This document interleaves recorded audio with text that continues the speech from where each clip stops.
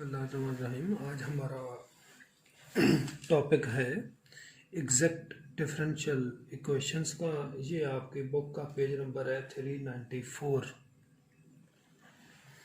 तो exact differential equation को define करने से पहले हम इसका एक मैं आपको 12 वाले डेफिनेशन बताऊंगा। टोटल डिफरेंशियल क्या होता है कि ये टोटल डिफरेंशियल को मैं पहले डिफाइन करता हूँ कि F of X Y be any function of two variable X and Y, then total differential is defined as, ये कैलकुलस में है कि D F equal to partial F, या कुछ इसको डी एफ भी कहते हैं लेकिन कुछ करली एफ भी कहेंगे।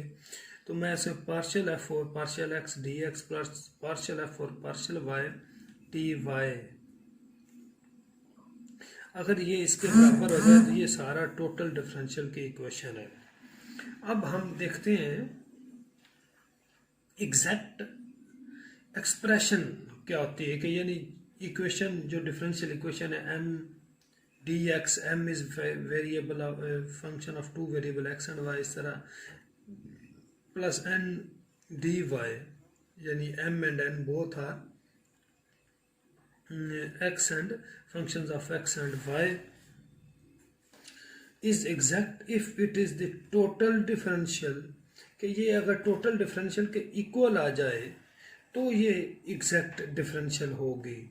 इसका मतलब ये क्या होगा कि इस दोनों को कंपेयर करें तो m जो आपका आएगा m ऑफ एक्स वाई, ये partial f over partial x होना चाहिए, और यानी एंड जो आपका n है n ऑफ एक्स वाई, ये इसके बराबर हो partial f over partial y के बराबर हो, तो ये एक्सप्रेशन एग्जैक्ट एक्सप्रेशन कहलाएगी।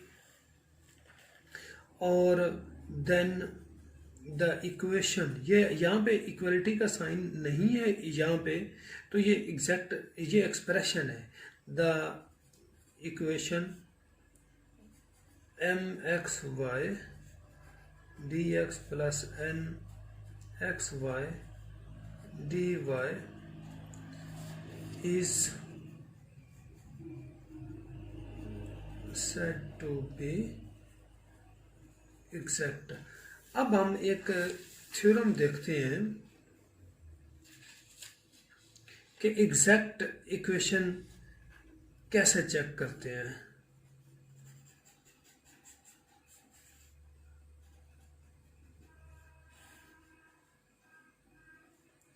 थ्योरम है कि डिफरेंशियल इक्वेशन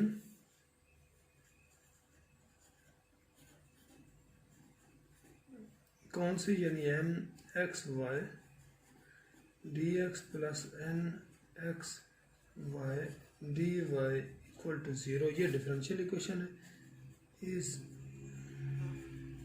एग्जैक्ट,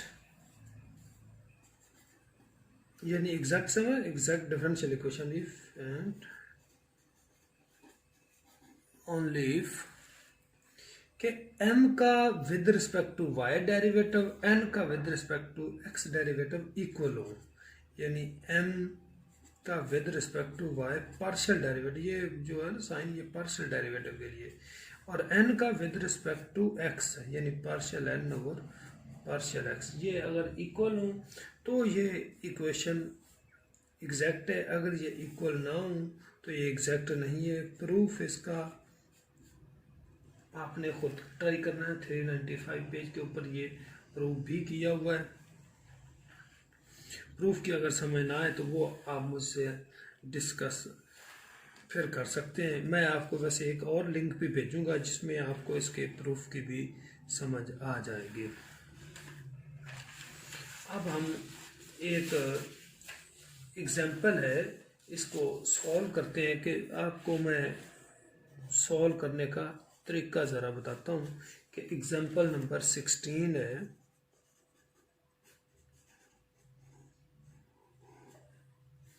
कि आपने इसको सॉल्व करना है, यह बड़े सिंपल है। Solve 3x² plus x² y plus 2 D X plus X cube plus Y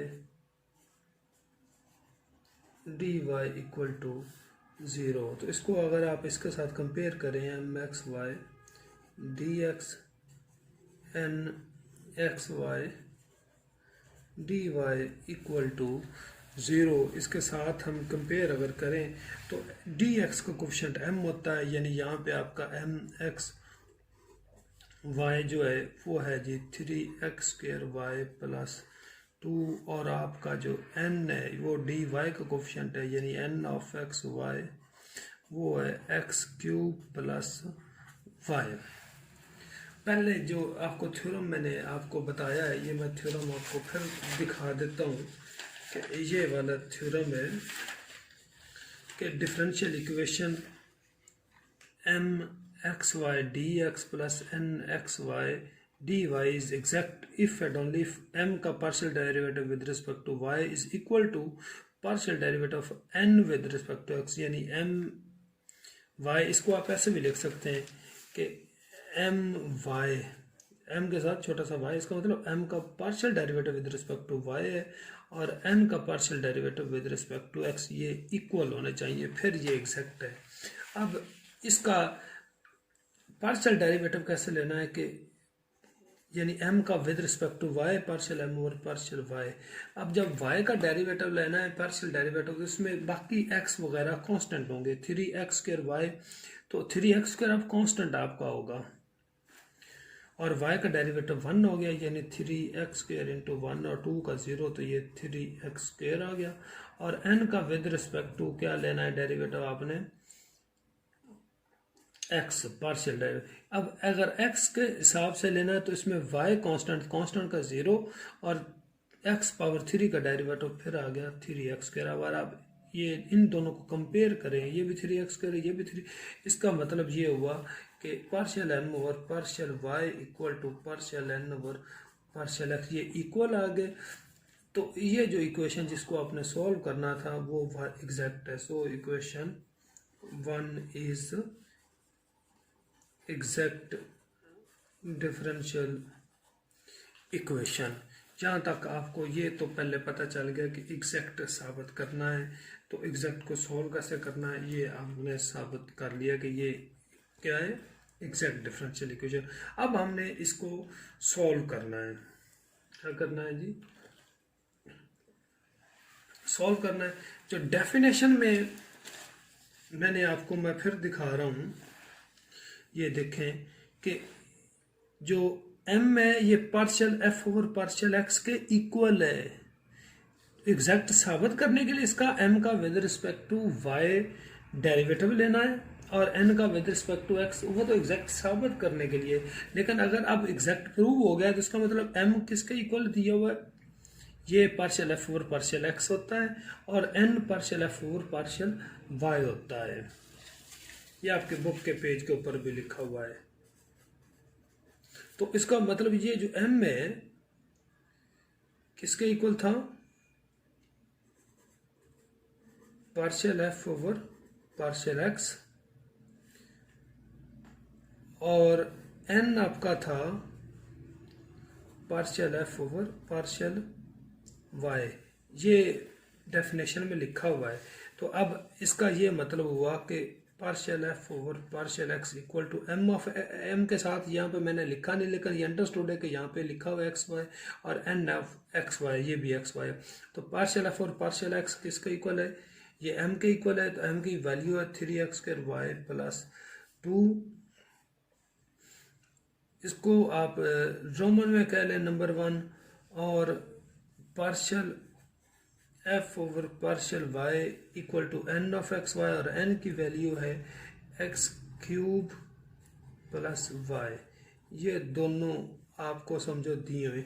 अब आपने f ऑफ x y मालूम करना है। f ऑफ x y से मुराद के सोल्यूशन आ जाएगा कि यानी किसकी ये किस रिलेशन से ये डिफरेंशियल इक्वेशन बनी है।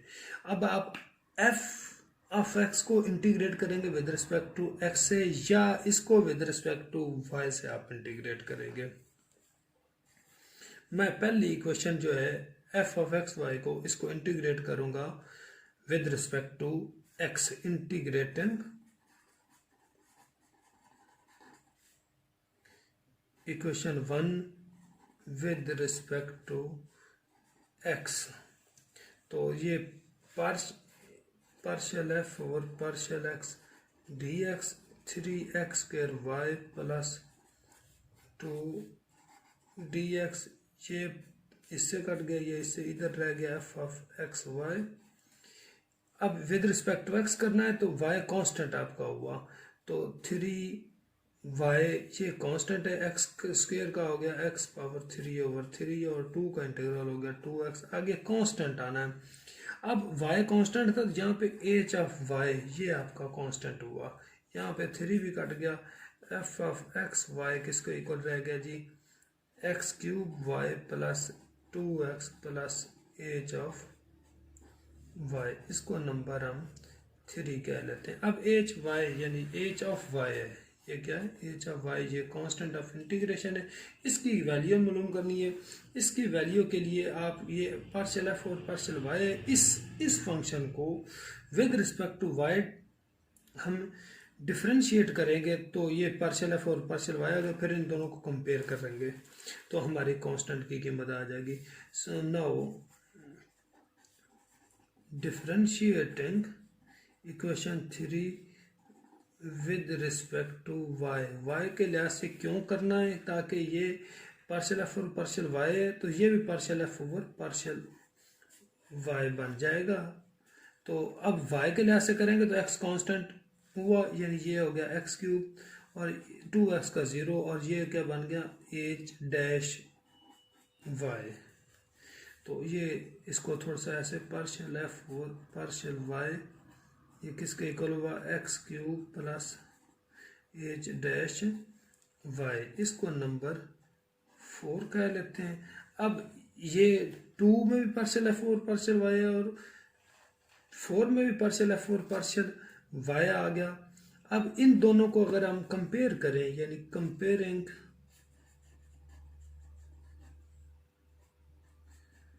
टू एंड इक्वेशन 4, इन दोनों को अगर कंपेयर करें तो h' जो आया, यानी मैं चले आपके इधर लिख देता हूँ कि x³ plus y equal to x³ plus h' y। तो x³ कट गया, इसका मतलब ये हुआ कि h' y के इक्वल हुआ। ये पेज नंबर 3 आपका चल रहा है, इनको यानी कंपेयर किया तो h' ऑफ y किसके इक्वल आया जी, y के। यहाँ से अब बाय इंटीग्रेशन आप इंटीग्रेट आप कैसे करेंगे, विद रिस्पेक्ट टू y, यानी h' का इंटीग्रल y का, तो ये डेरिवेटिव ख़त्म होके h ऑफ y रह गया, क्योंकि डेरिवेटिव का इंटीग्रेशन होता है एंटी डेरिवेटिव से ओरिजिनल फंक्शन आ जाता है। y का हो गया y² ओवर 2, ये आपने कांस्टेंट की। अब आपका ये जो इक्वेशन 3 आपने सॉल्व की थी, ये वाली इक्वेशन 3 ये आपकी थी, इसमें हम पुट कर देते हैं, पुटिंग द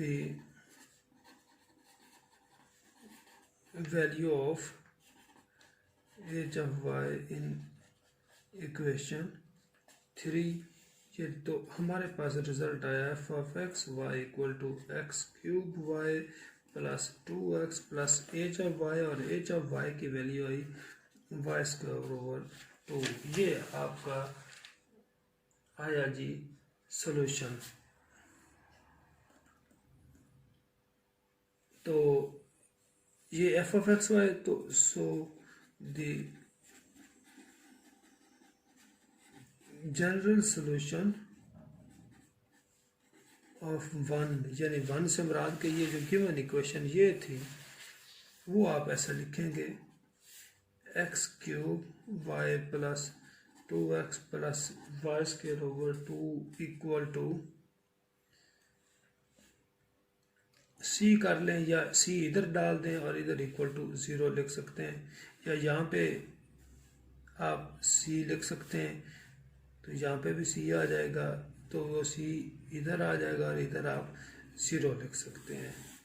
ये दोनों सूरतों में ठीक है। तो ये आपका आंसर आ गया जी। अब आपने इसके कोई एक्सरसाइज जो आपके 9.4 है, इसके कोई 3, 4 या 5 क्वेश्चंस जितने हो सकें आपने सॉल्व करने की कोशिश करनी है। मैं इंशाल्लाह आपको कल इसके कुछ इनिशियल वैल्यू प्रॉब्लम्स और बाकी कुछ क्वेश्चंस करेंगे। मज़ीद भी इस पर 1-2 लेक्चर्स मैं आपको दूंगा। तो कोशिश आपने ये करनी कि इसके पहले 5 जो क्वेश्चंस हैं उनको आपने सॉल्व कर लेना है। Thank you ji.